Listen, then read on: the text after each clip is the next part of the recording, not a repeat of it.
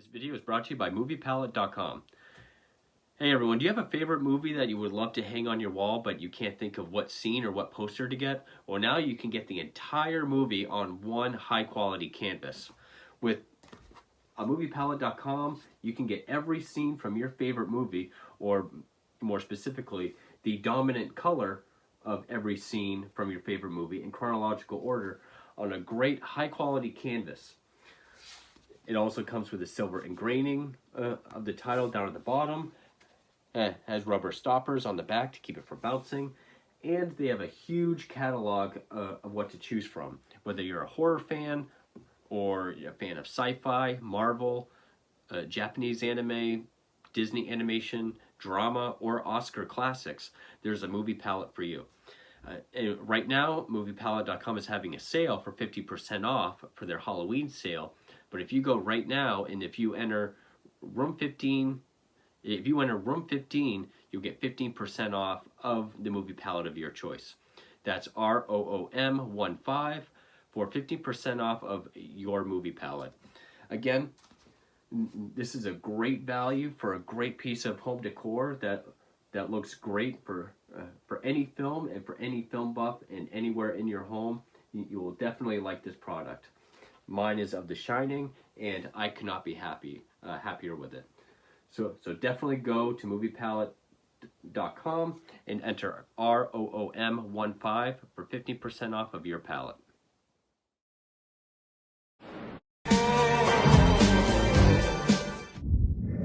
Hey horror fans, welcome back to 237, back for another review.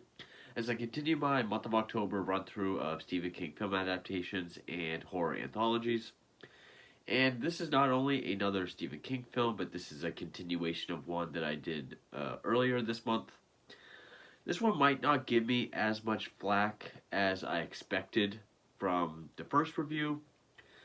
Probably not as much flack as I know I'm going to get for the other review that relates to these two films. Because I know this wasn't as highly received as the predecessor. It's not a rant, but I definitely can't consider myself a fan of it. And it is a newer film. It is 2019's It Chapter 2, which came out 2 years after the first It Chapter 1, and is essentially the part 2 of the original 1990 film, a TV film. Now, yes, my review for this is going to get flack. I can already tell that. But it's pretty much the same Chapter 2. I mean, 1 was kids, this was adults. Oddly enough, which I'll get into, the runtime and the amount of flashbacks, it might as well just be this whole film. But anyway. So that came out 2 years later. Again, directed by Andy Muschietti. It was, I believe it had the same writers, like the screenplay. Gary Dauberman, is he the one that did It Chapter 1?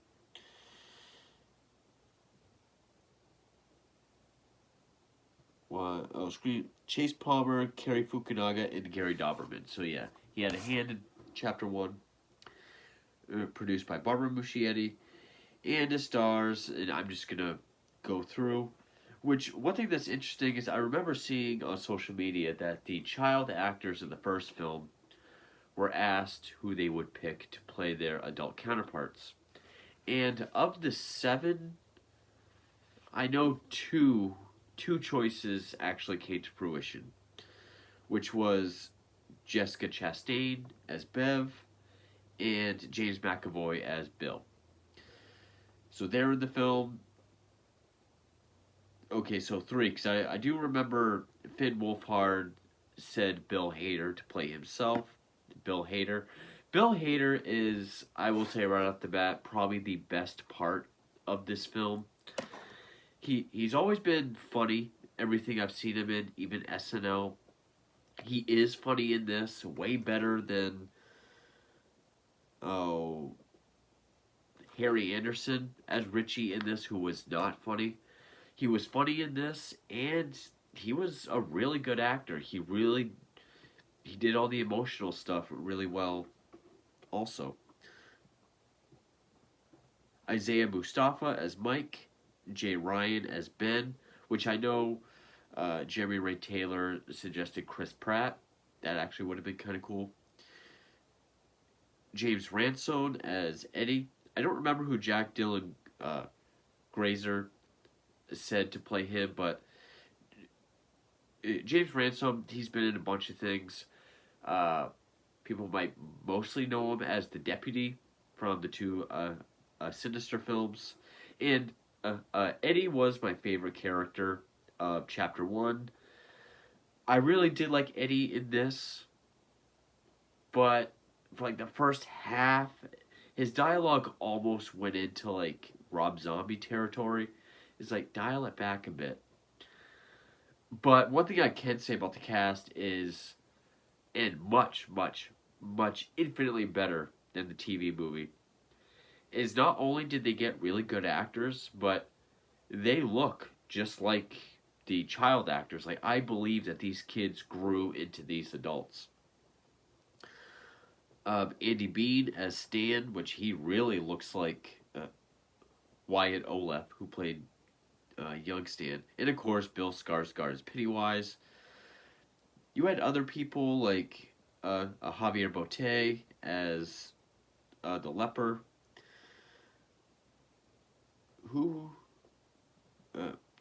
Nicholas Hamilton as young Henry Bowers, who plays Teach Grant plays the adult Henry Bowers, and Stephen King himself does have a cameo, and his cameo was one of the best I've seen in a while, because this was probably the most clever part of the movie. It tries to balance the humor and the horror, especially in a very authentic approach to the humor. It's not nearly as seamless or balanced as in the first film. There's a few scenes that just feel just way out of place, but I'll get into all that. And of course, the cinematography and the music. Checo Veris did the cinematography, and Benjamin Wallfish did the score. Now, it was made for $79 million, made $473.1, so much less than the first film, but still a very, very huge hit. And the runtime is 169 minutes, and that is something that was a huge criticism. I kind of have to agree, because the TV movie was 187, and that was a 2-part TV miniseries. So this is trying to do the math. 17. This is a little over 20 minutes shorter, so just barely shorter. Pulling up the wrong one. Just barely shorter. And even the way it's structured, because there's a lot of flashbacks, which is okay. The overall plot, I'm kind of all over the place because there is, sorry, a text just came by. It does follow all the same beats as the 1990 film. It is closer to the book, which I appreciate. It actually opens up with the hate crime at the carnival, which is with the gay couple, which was in the book, and I believe that was the catalyst for the present day stuff in the book. But the structure is very similar to not just the TV movie, but also the first movie, where, okay, we see everyone receive their call from Mike, and then they all show up, they have their scene at the Chinese restaurant, which was much better in this. Yeah, the CGI, well, again, maybe the CGI didn't bother me because Pennywise is this otherworldly alien, and when that's the case, I kind of forgive CGI. CGI really only bothers me when it's blood and gore. But then it does what that one didn't, which is like in the book, they all have to split up and find these tokens that represent their childhood. And then it's like the first film where it's almost like an anthology or all these segments where we just follow one of the seven. They go to get their thing, and then they not only experience Pennywise as he's come back, but also a flashback to when they were kids. Apparently, because I was kind of confused. I guess the flashbacks they see when they encounter Pennywise takes place during the falling out of this film, like when they split up before the final showdown. So they retconned that. So we see the kids, see Pennywise. We see them encounter Pennywise again when they come back. So you almost have everything you need to from this film. Which, okay. And I will say the best part of this film was the chemistry of the child actors. Now, all the adult actors do, at the worst, a serviceable job. Bill Hader was a standout. I did really like James Ransone as Eddie, but the really established actors like James McAvoy and Jessica Chastain, I feel like they weren't given a whole lot to do acting-wise. Yeah, James McAvoy gets to, be emotionally distraught several times. But I feel like the only one that really shined as like, wow, this is a great performance was Bill Hader. And the reason why they got to get the trinkets is because it does take from the book that Ritual of Chewed or whatever it was called. Which, I did read the book, but I was very, very young. I don't remember a lot of it. There was actually a lot that I didn't quite understand when I was a kid. And there's still a lot that's left out. I still think maybe it would have worked better as a 5 to 10 1-hour episode series for Netflix where you can still have the R-rated reach, but enough time to really develop everything. Like, it doesn't get into the turtle or anything like that. But again, it's with the runtime the way it is, like, it's like you get all these shorts of all six because of what happens to Stan, but they all split up to find their talisman or their token. But then we have these flashbacks that are retconned for the first film, so it makes it even longer. And then, of course, you have the return of Henry Bowers, which he was more effective in this film, sure, but and then they go down for the showdown, and even then, it didn't feel as conclusive or impactful as Chapter 1. I thought Chapter 1, it really had this feeling of conquering it. In fact, they even do the same thing in this film. The whole trying to reverse the roles and take its power away by not being afraid and making it afraid, which they do, which is kind of what they did in the first film. The only part I really liked as far as the final fight was when they all hold its heart, squish it, and then it just kind of, Pennywise just kind of turns to black and flakes up into the air. So the runtime is kind of an issue, but again, the kids were the best part of the first film. And yes, the kids for the new scenes, they were a digitally de-aged because 2 years in your early teens, you change a lot. So they did have to digitally de-age these kids. Um, it did make it feel long and very repetitive, because once you get like 3 or 4 in, you're just like, okay, so we got 2 or 3 more of these kinds of segments. And I didn't really find it as interesting as the first film. The chemistry with the losers is not as strong. They have good banter, but I didn't really buy them as tight friends as I did in the first film. And yeah, of course, they've been separated for 27 years, so you can kind of justify it that way. One thing I will give it that it did do better than the first film is that it at least attempted to have some kind of subtlety, whereas every single scare in the first film, save for maybe Georgie's scene, is a loud, obnoxious music blast, shaky cam or zoom in. It's one of those movies that very loudly tells you to be scared. This one had a couple scare scenes that were quiet, that were subtle, and worked.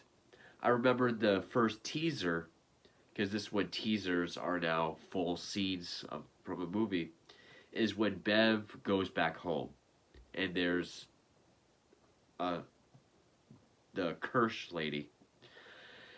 And Bev's kind of looking around at pictures and whatnot, and then she sees a picture of this carnival with a person that looks like Bill Skarsgård. You get the idea, it's Pennywise. And then out of focus in the background, you see the Kirsch lady being weird. Like you see her walk away down the hall, and she just kind of does something, or she like walks by like naked while doing something. That's creepy. That's really creepy. That's effective. But then she turns into a loud, giant CGI lady. Even the opening with the hate crime, I really like the POV when the gay character, he gets thrown off the bridge, and as he's floating in the water, we get his POV of like underwater above, and then when he comes up, there's just this silhouette on the bank with the yellow eyes, and it's Pennywise reaching his hand out. Okay, also subtle. I liked that scene. This does have my favorite scene of Pennywise in any version of it, which is the girl under the bleachers. Because I always thought Pennywise had to be nice. He had to be like, he had to lure the kids by being a nice, funny, friendly clown, which I didn't really get that with the first film. He kind of always seemed off or sketchy, which I know Skarsgård said if he seems glitchy and off, it's because he's an alien impersonating a clown.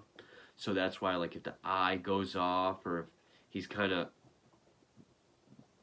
glitchy or whatever.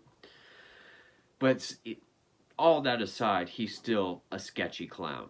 Even the scene with Georgie, which is probably the most subtle part of that film. Even some of Tim Curry's scenes, he seems, I don't know a kid that would trust this clown.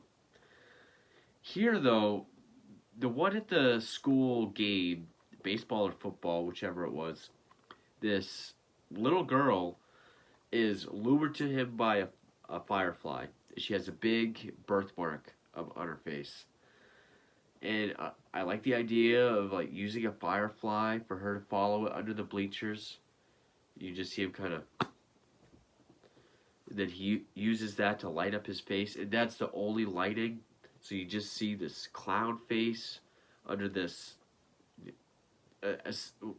essentially what's as effective as like a lighter. And it's totally subtle. There's like no music. And it plays on her sympathy, where she says, you're scary, you're not my friend. So he starts crying. He's like, people laugh at me because of how I look. She's like, yeah, me too, because of this. And he's like, that's nothing. I can poof that away for you. And he does his Pennywise laugh. So then she trusts him, and then that's when he attacks. Good, effective scene. That's probably my favorite Pennywise scene out of any version of it. Because it's subtle. I actually can buy a kid trusting or being lured by this thing. So that's what made it work the most. Probably the biggest scene was the one in the House of Mirrors, which is aesthetically interesting, but it's mostly CGI and loud. There are several nods to other horror films, which I don't know if that plays into the humor, which I mentioned earlier when I lost my train of thought, but now I remember what it was. Because I said Stephen King has probably one of the best cameos in here. It is probably the most clever idea for a joke or a running gag, which is obviously anytime you have a Stephen King story where there's a writer, it's sort of King plugging himself into the story. Well, here there's a running gag where people tell Bill that his endings suck. Well, here we have King as a pawn shop proprietor, where Bill sees his bike silver, wants to buy it, and he realizes that, the guy's reading one of his books, and he's like, "Do you want me to sign this?" And he's like, "No, I hated the ending." So, okay, it's really making him out to be like Stephen King. People have always criticized his endings. Now you have King himself saying it. So that's a clever joke. And the tone, sometimes it feels natural. Like when he leaves the pawn shop with Silver and King says, like, "I don't know how well she'll go. She's been sitting there for a while." And like the line in the previous film, and I think the book, he's like, "It's fast enough to beat the devil." And then we see him riding it. It's like the music cuts out and it's like falling apart as he's riding it. So some of it is good, natural, but then there's parts like where people crack jokes during very serious parts. Where the only one that I think should get away with that would be Richie. But there's one scene, and I don't know why it's in there. I don't know if it's a nod to something like Deadpool, because Deadpool was so popular. I don't know if there was like an extended scene to make it more relevant, but Eddie goes to the pharmacy. He hears something down in the basement, and that's where he gets his flashback of his mother being strapped up and the leper trying to get to her. And then as an adult, down in the basement, he's attacked by the leper again, and the leper starts vomiting this black sludge all over him. And for like 2 seconds, in slow motion, as that black sludge gets vomited on him, "Don't call me angel in the morning," plays. Now, I could see, because pharmacies play music, if that was like in the background, which one could have made that scene a bit more atmospheric, just having it echo through sort of quiet in the distant of the basement, and then during that it gets louder. Or if that was like his mother's favorite song and it played in the first film or something. But no, it's just totally random. And I don't know if it's because it's a very Evil Dead type scene, like just vomiting nastiness on someone's face, that putting like this 70s love song over it as a juxtaposition, kind of Evil Dead humor. But it feels like, it just feels supremely out of place. More than anything else humor-wise in the entire film. But the rest of the humor, I think, is fine. Maybe a little too heavy, especially with Eddie's character in the beginning.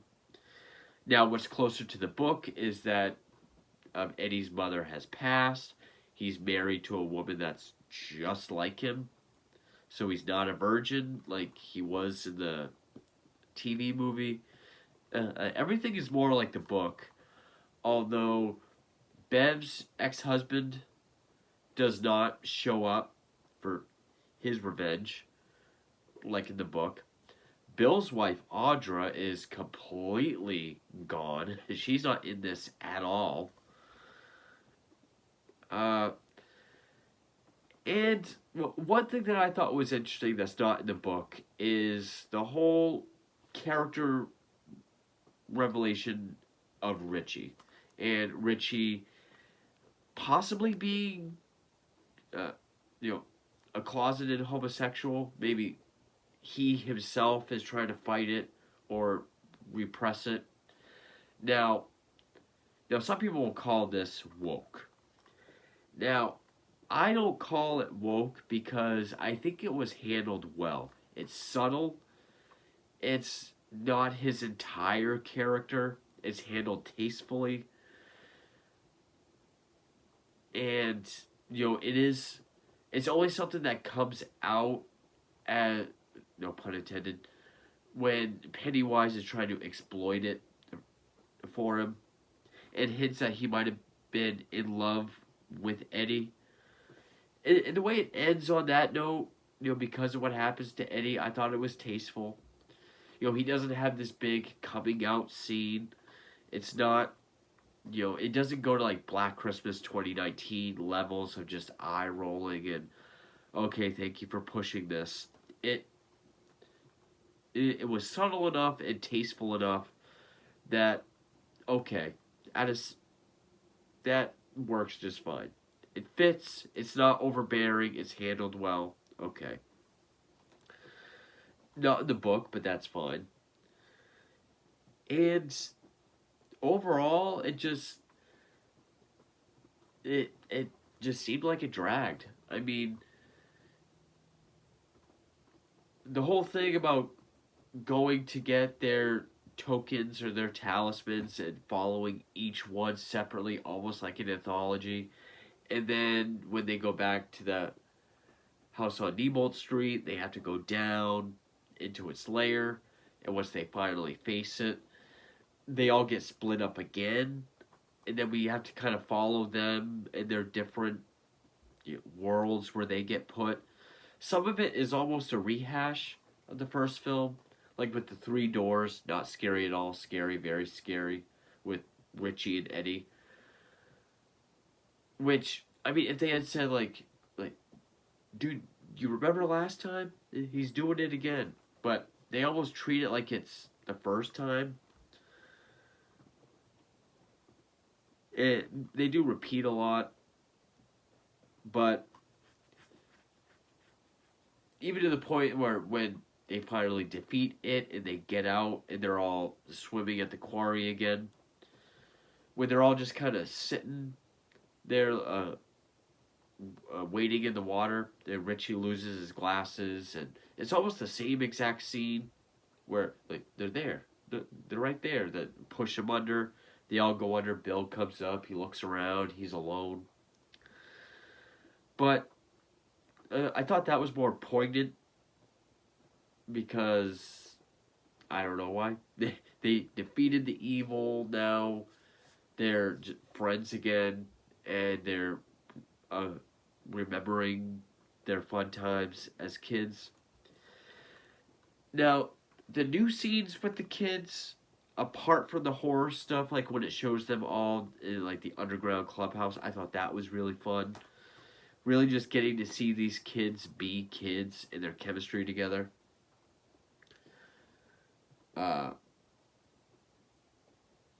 Not really a whole lot to say. I mean, there's a lot going on, but at the same time, it feels like there doesn't. Ben and Bev get together again.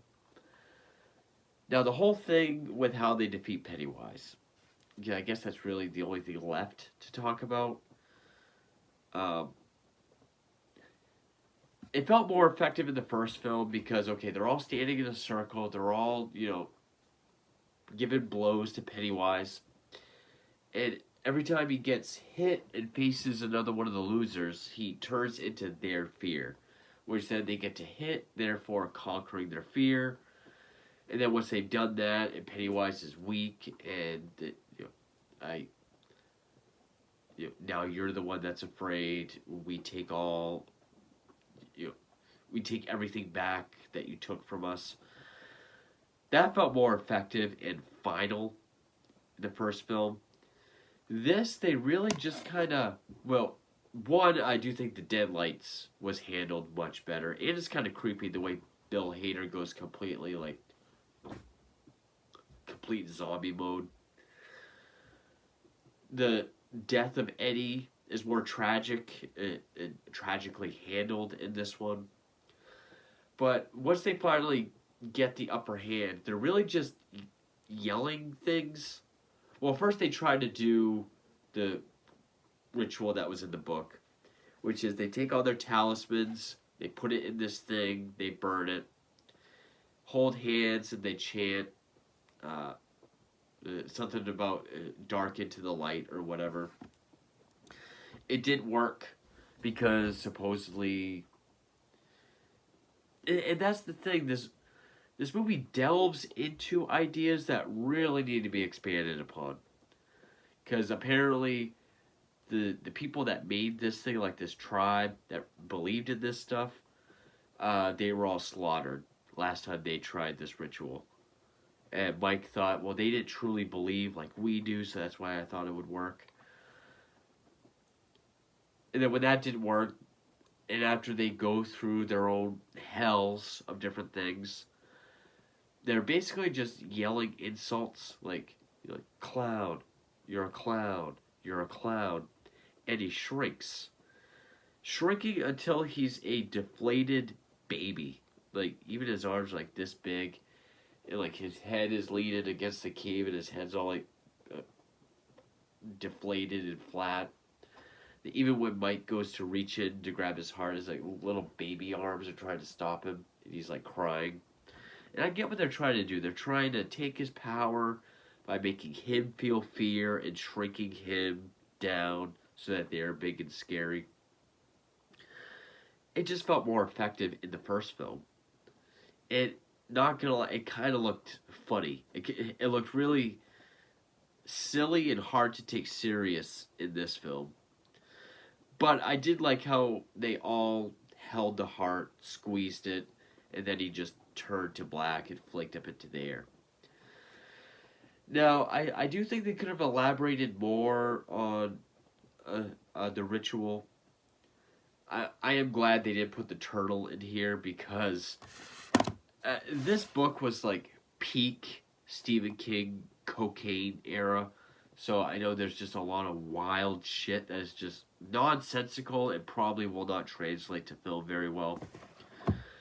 But one thing that was kind of alluded to and then dropped altogether in the second part of this film that they touch on in this and would have actually been really, really creepy and atmospheric if they stuck with it and developed it is the whole dairy curse. About how adults kind of know what's going on. It's not like they forgot their childhood. It's just they've kind of come to peace with it, turn a blind eye, know that it is out there, it needs to feed off of kids, or else a great catastrophe will happen. I'm not quite sure if that last part is 100% true. But kind of creating like this ghost town where just no one pays attention, no one will help you. That would have been really creepy. When Bev explains it in this film, when Henry and the bullies are kind of taunting her in front of her house, there's this old guy watering his garden. He looks and he just kind of walks away.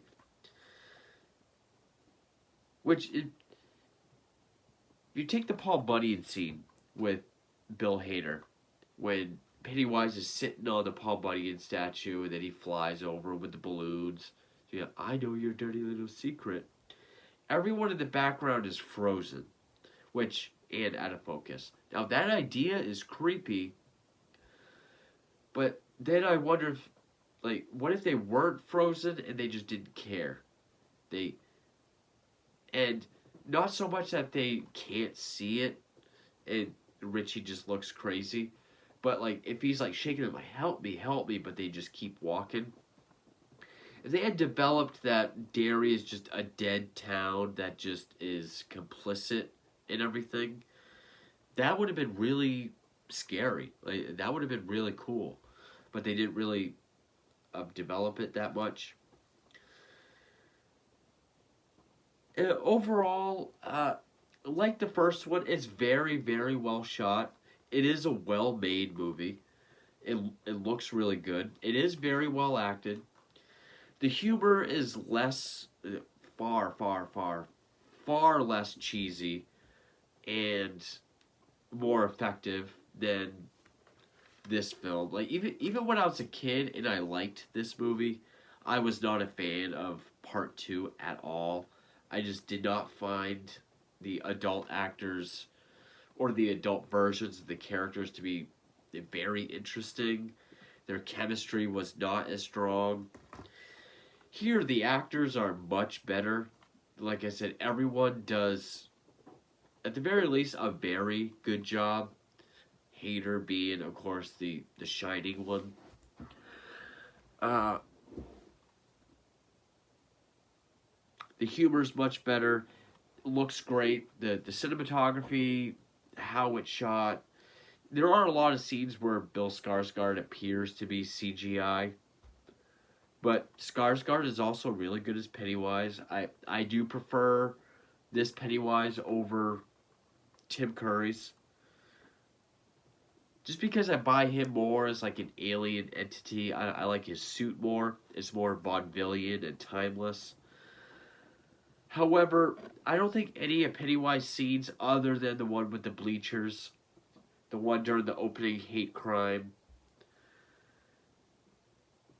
really aren't as good as any of the ones in this. And that some of the Pennywise scenes were what I had a problem with in the first one. They're all just loud and obnoxious. But also it's less frequent in here. I feel like Pennywise doesn't show up as much. And other than the leper, they almost backpedaled to the 1990 film where, okay, he's not just this shapeshifter. People like clowns. People really liked Pennywise the Clown in the first film. He's just going to be a clown in this film. Which is one reason why I always thought just it as a property has always been overrated. Just because, same reason people go crazy for Joker stuff. They think it's good, scary, whatever, just because an evil clown is in it. The Joker's an insane clown. This is an evil clown. Anything to do with clowns, people are just automatically going to glob onto it.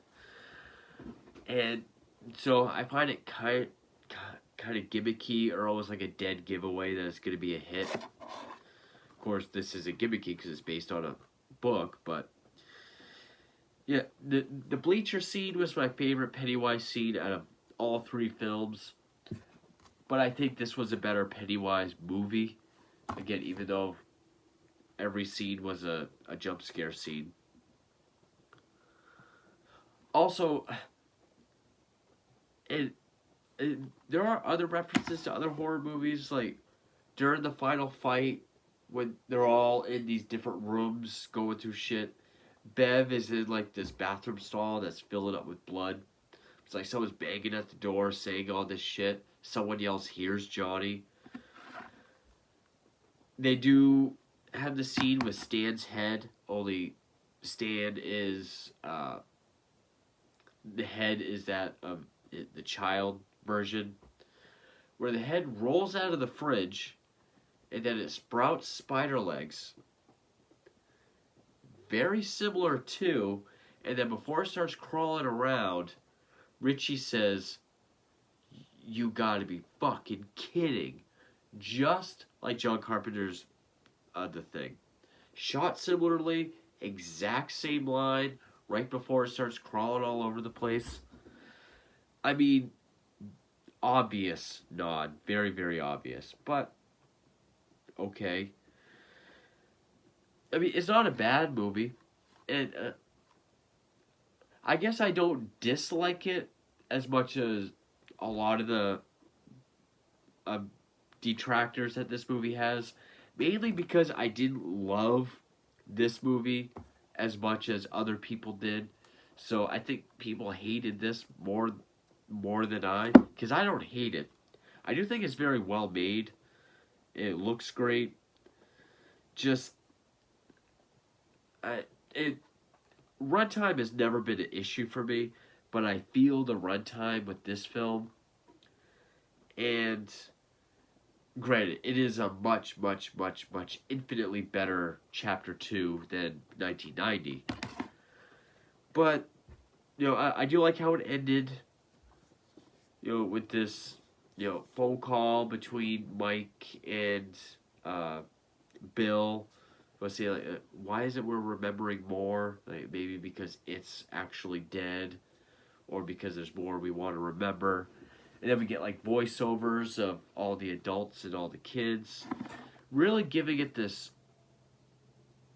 final feeling, and this real big, just sort of symbol of friendship, and kind of seeing all these like flashbacks when they were kids on their bikes or swimming, and then showing where they are as adults now. So I liked that.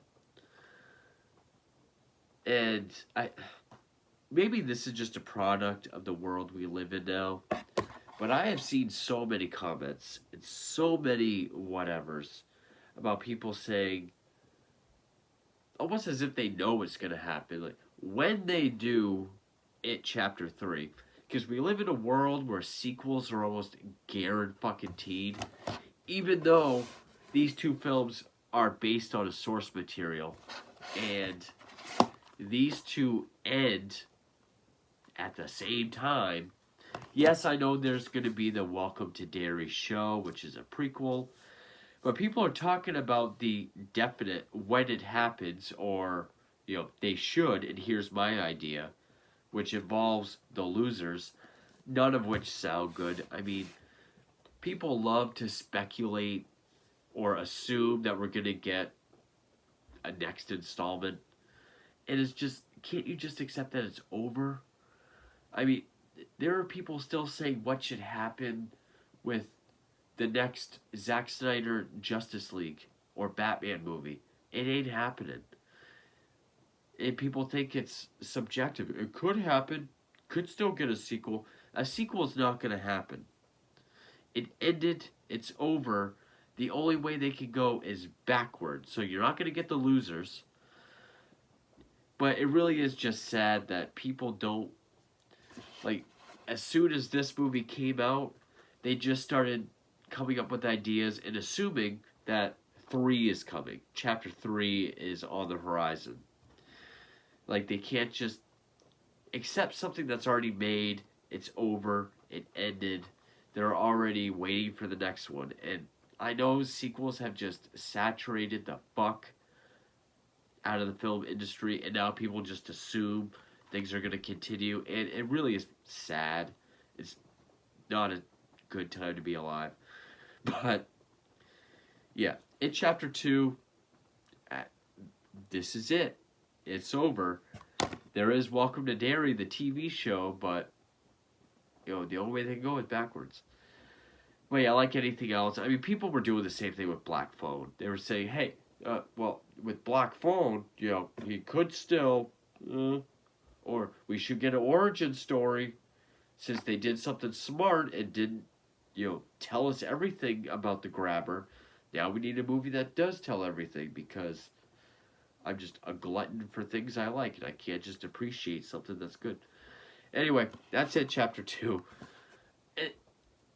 As well made as it is, which it is, I'm not a fan of it, really. Had a lot of the same problems I had with the first film, but these two are still much, much, much, much better than this. I know people will hate me for saying that, but at least now I've done those in films. I will try to get to the TV version at some point before October ends. It's nothing I need to rewatch. I watched it a bunch as a kid. But there are a few more King films I want to get to, a few more anthologies I want to get to before the month is over. And I tackled the new marathon that I had planned for November. So stay tuned for all that, and thank you for watching.